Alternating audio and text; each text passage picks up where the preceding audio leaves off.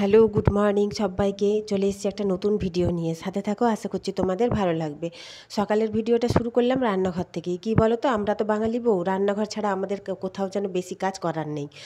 তো বাসি কাজকর্ম করে চলে এসেছি। হচ্ছে তোমার বর খেয়ে যাবে আর নিয়ে যাবে রুটি তরকারি। মটরটা সিদ্ধ করে রেখেছি, কালকে রাতে ভিজিয়ে রেখেছিলাম। হ্যালো, গুড মর্নিং সবাইকে। কেমন আছো তোমরা সবাই? আশা করছি সবাই ভালো আছো, আমিও ভালোই আছি। আজকে হচ্ছে তোমার মঙ্গলবার, 28 তারিখ। প্রতিদিন চলে গেছে অনেকক্ষণ, মেয়ে উঠলো 9:30 বাজতে যায়, 9:35 বাজে। এই সবে রান্নাঘরের সমস্ত কাজ সেরে সুরে এলাম।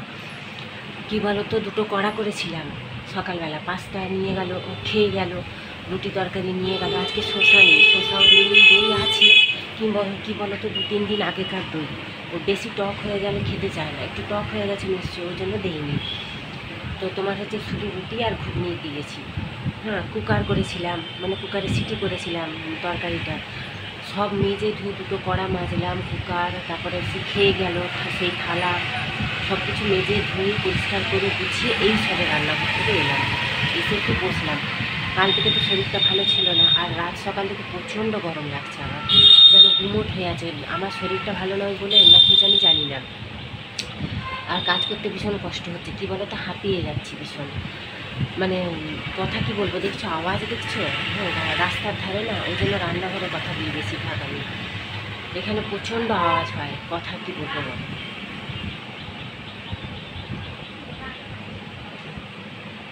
তো হচ্ছে তোমার সমস্ত কাজ গুছিয়ে এইসবে এলাম। এখন বিছানা ঝাড়বো, মেয়ে গেছে বাথরুমে, বিছানা ঝাড়বো, ঘরটা আরেকবার মুছবো, দিয়ে স্নান করবো, পুজো করবো, তারপরে খাবো। তো হচ্ছে তোমার গুমোট হয়ে আছে। কাল থেকে কয়েকটা জামা কাপড় শুকোয়নি, কালকে তো কিছু কাচিনি, শুধু ঘরে পরারগুলো। আজকে অনেকগুলো কাপড় আবার ভিজিয়েছি, কাচবো, কেচে ধুয়ে স্নান করবো। আর কাচতে তো হবেই বলো, নিজের সংসার নিজে না করলে না জমে যায়। কে করবে? সেই তো আমাকেই করতে হবে। করে অবশ্য আমার মেয়েটা, এখন ওর জামা কাপড় আমাকে কাচতে হয় না, ওর জামা কাপড় ওটা নিজেই কাচে। ভালোগুলো আমি শুধু কাচি, আর ঘরে পরারগুলো ওটা নিজে কাচে স্নান করার সময়। তো যাই হোক, সারাদিন তোমরা সাথে থাকো, আশা করছি তোমাদের ব্লগটা ভালো লাগবে। তো সকালে তো তাকে ঘুগনি করে দিয়েছি, সে নিয়ে গেছে আর পাস্তা খেয়ে গেছে। তো এখন হচ্ছে অনেকটা বেলা, প্রায় 12টা বাজতে যায়। স্নান পুজো টুজো খাওয়া হয়ে গেছে, টিফিন খাওয়া হয়ে গেছে। দিয়ে তোমার হচ্ছে বেগুন ভাজছি। কী বলো তো, মেয়ে তো আমার চিচিঙ্গা ভাজা খায় না, চিচিঙ্গা ভাজা করবো ভাবলাম, কিন্তু সে খায় না বলে বেগুনটা ভাজতে দিয়েছি। দুটো বেগুন এনেছিল জানো তো, সেই পরশু রবিবার আর কি চচ্চড়ি যেটা করেছিলাম বেগুনটা দিয়ে, ওই বেগুনটা ভালো ছিল, কিন্তু আজকে বেগুনটা ভাজবো বের করেছি, বেগুনটা একদমই ভালো না। যাই হোক, 3 পিস কোনো রকমে ভেজেছি, ওর বাবার 1 পিস, মেয়ের জন্য 2 পিস, কিন্তু বেগুনটা একদমই ভালো না জানো তো।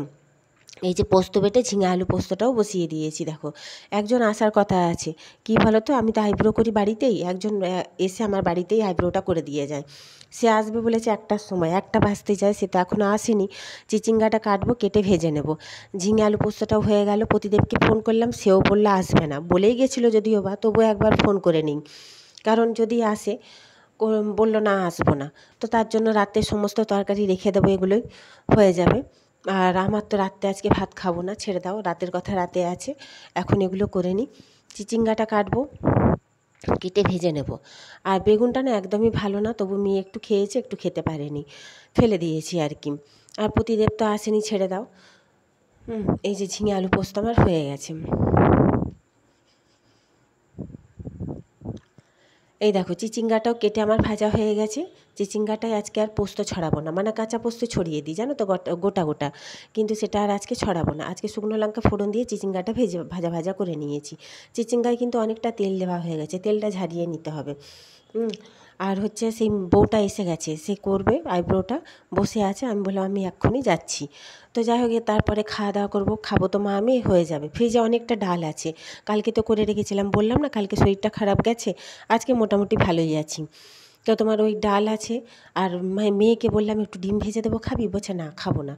এই দেখো, তেলটা ঝারিয়ে নিয়েছে, ওই হাতাটা দিয়ে ঝারিয়ে তোমার চিচিঙ্গাটা তুলে নেবো। প্রতিদেব এখনও আসেনি ডিউটি থেকে, এখানে হাঁটছি, গরম আজকে বলবে, অন্ধকার দেখা যাচ্ছে না আমাকে, সাংঘাতিক গরম, টিকতে পারছি না ঘরের মধ্যে জানো।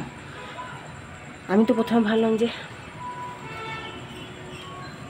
আমাকেই হয়তো বেশি গরম লাগছে, কিন্তু না, আমার মেয়েও বলছে মা প্রচুর গরম, ঘরের মধ্যে থাকতে পারছি না জানো। অবশেষে বেরিয়ে এসেছি, কিন্তু গাছ দেখো নড়েনি, একটা গাছের পাতাও নড়ছে না। পরপর দুদিন যা হোক একটু বৃষ্টি হলো, অল্প অল্প করে, সেরকম বৃষ্টিও হয়নি, সেরকম ঝড়ও হয়নি। এখানে অবশ্য হয় না।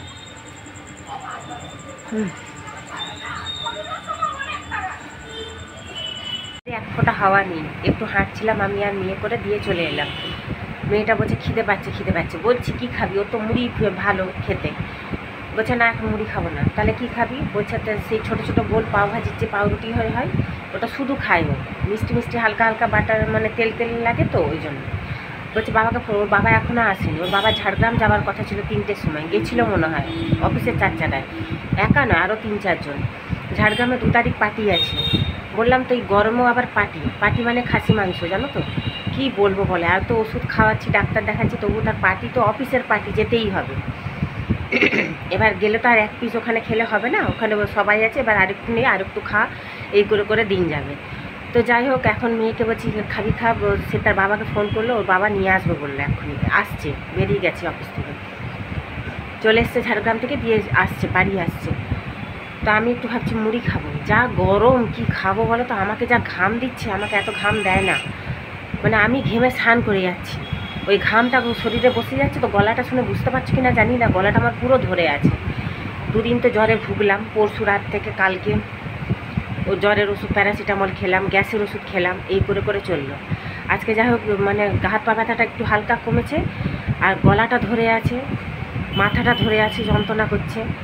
তো দুধ বসিয়েছি রান্নাঘরে, এখন যাবো একটু জল আনবো গ্লাসে করে অ্যাকোয়াগার্ড থেকে, খাবো। ভাল লাগছে না। মেয়েটা যে নিচে গড়াচ্ছে ফ্যানের তলা, ও নিচে শুতে পারে না, ছোটো টেবিল পাখাটা চালিয়ে শুয়ে আছে। আমি বললাম চুলটা খোল, চুলটা সারাক্ষণ মাথার উপর এইখানটা ঝুঁটি বেঁধে রেখেছে। এবার চুলটা হাওয়া বাতাস না লাগলে হয় বলো, ঘেমে স্নান করে যাচ্ছে। ওকে প্রচুর ঘাম দেয়, ওকে ওর বাবাকে, আমাকে অতটা ঘাম দেয় না। আমার অতিরিক্ত গরম পড়লে, যেমন আজকে আমাকে প্রচুর ঘাম দিচ্ছে, মানে আজকে গরমটা আছে, আমি বুঝতে পারছি। আমাকে ঘাম দেওয়া মানে গরম আছে। সবাই বলছে প্রচুর গরম আজকে। 2 দিন তো কি বৃষ্টি কি ঝড় যে হলো ভগবান জানে। আমাদের এখানে সেরকম হয় না, কোনো দিনই হয় না, আজ বলে আজ নয়। তো যাই হোক, আজ তো কিছুই নেই। তো তোমরা সাথে থাকো, চলো দেখাচ্ছি। দুধ বসিয়েছি, জলটা নিয়ে আসি ঘরে। তো এই দেখো, তোমার দুধটা বসিয়ে দিয়ে গেছিলাম, আর আমি একটু মুড়ি খাবো। মুড়িটা বেড়ে রেখে এসেছি ঘরের মধ্যে। জল নেব, জল নিয়ে যাব। প্রচণ্ড জল খাচ্ছি জানো তো। আজকে এত অতিরিক্ত গরম লাগছে, প্রচণ্ড ঘামও দিচ্ছে আমাকে এত ঘাম দেয় না, তোমাদের তো বললাম। তো যাই হোক, এখন ওর মুড়ি একটু খেয়ে নেবো, আর আমি রাত্রে কিছু খাবো না। শরীরটাও তো খুব একটা ভালো নেই। আর যদিও বা আজকে নিরামিষ, আমি কিছু খাবো, এটা ছেড়ে দাও রাত্রে। আর মেয়ে তো পাউরুটি খাবে, তার বাবাকে বলেছে, তার বাবা এসেও গেছে, বাথরুমে গেছে, পাউরুটি নিয়ে এসছে। মেয়ে তার খাচ্ছে। এই কড়াতে অনেকটা তেল আছে, সকালে চিচিঙ্গা ভাজার। এই যে জল গড়িয়ে নিয়েছি, জলটা নিয়ে এখন ঘরে চলে যাব। এই দেখো, এই পাউরুটিটা ওর বাবাকে আনতে বলেছিল। এই যে এটা না, পাউভাজি করতে খুব ভালো হয়, এটা পাউভাজির পাউরুটি বলি আমি। তোমরা কে কী বলো জানিও। এই পাউরুটিগুলো হালকা হালকা মিষ্টি লাগে, ওই জন্য ওর ভালো লাগে। তো এই দেখো, এখন কিন্তু রাত্রি 9:30 বাজে। ঘরের মধ্যে বসে গল্প করছিলাম 3 জনে মিলে। মেয়েরও তো এখন মোটামুটি অতটা পড়াশুনোর চাপ নেই, ওই জন্য মেয়েও বকবক করছিল। তো এই দেখো, তোমার তরকারিগুলো হালকা গরম করে নেবো। প্রতিদেবকে বললাম একটু ডিম খাবে, ডিম ভেজে দেবো, বলছে না। মেয়েকেও বললাম, সেও বললো খাবো না। তো থাক, এইগুলো দিয়েই খাক। ডাল আছে, চিচিঙ্গা ভাজা, ঝিঙে আলু পোস্ত, আর কি চাই রাত্রেবেলা। ওই যে আমি মুড়ি খেয়েছিলাম, তার বাসন এখনও পড়ে আছে, এটা ধুয়ে নেবো। কিছুই নেই, বাটিটা একটা গ্লাস আছে, আর একটা চামচ। এখানে ভাত আছে, অনেকটা ভাত আছে জানো তো। এই কদিন আরও ভাত বাড়ছে। কালকে আর ভাত রান্নাই করবো না ভাবছি, সকালে যা ভাত থাকবে মা মেয়ে খেয়ে নেবো। বাবা আসবে না হয়তো বলছে। এক্ষুনি বসে 2-3 কথা হচ্ছে। ওর বাবাকে বলছি যে বরকে, কালকে সকালে একটু বাজার যাবে, মাছ আছে জানো তো ফ্রিজে 4 পিস। বরকে বললাম একটু ভেজে দেবো, এখন ভাত দিয়ে খাবে, বলছে না খাবো না। ডিম ভাজবো, তাও খাবে না বলছে। শুধু ওই ঝিঙে আলু পোস্ত, ডাল আর চিচিঙ্গা ভাজা আছে, ওই দিয়ে ভাত খাবে বলছে। তো যাই হোক, খাক, কোনো অসুবিধা নেই। আর তোমার কী বলে, কালকে বললাম যে তাহলে 4 পিস মাছ আছে, একটু মাছ নিয়ে আসবে, কালকে হয়ে যাবে, পরশুও হয়ে যাবে, তাহলে বৃহস্পতিবার। আর শুক্রবার তো নিরামিষ আমাদের সবার, ছেড়ে দাও। তো মেয়ে বলছে মাছ আনবে শুধু মায়ের জন্য, আমার জন্য আনবে না। তাহলে ভাবো, আজকে ডিম খায়নি, কালকে মাছও খাবে না। আমরা বাঙালির, আমাদের বাড়িতে মাছ ডিম মাংস না হলে যেন মনে হয় কিছু খাওয়াই হয়নি জানো তো। আর সত্যি কথা বলতে, আমার বাপের বাড়িতেই কেন আর এখানেই কেন, মাছ ডিম মাংসটা প্রতিদিন আমাদের লাগে। এই শ্বশুর বাড়িতে এসে দেখেছি একদিনও নিরামিষ কোনো দিন হয় না। তবু আমার বাপের বাড়িতে নিরামিষ 1 দিন হয়। মানে এখানে একদিন আমি দেখতাম না, এখন তবু হয় নিরামিষ। তো যাই হোক, আজকে ভিডিওটা এই পর্যন্তই, এখানেই শেষ করে দেবো। আর এই বেলা তো কিছু রান্না নেই, আর দুধটা গরম করে নিয়েছি, দই বসাবো না, কারণ কালকে প্রতিদিন সকালে বললো দুপুরে আসতেও পারি নাও আসতে পারি, রুটি তরকারিও নিয়ে যাবে না, বলছে ওখানে সাইডিংয়ে অনেক কাজ আছে, কখন কি আসবো কোনো ঠিক নেই, আর কখন কি খাবো, যদি খাই তো হয় ক্যান্টিনে খেয়ে নেবো, আর যদি পারি সময় হয় তাহলে আসবো খেতে। তো যাই হোক, কালকের কথা কালকে আছে, আজকে এই পর্যন্তই। সবাই ভালো থেকো, সুস্থ থেকো, যদি ভালো লেগে থাকে একটা লাইক কমেন্ট সাবস্ক্রাইব করে দিও। টাটা, গুড নাইট সবাইকে।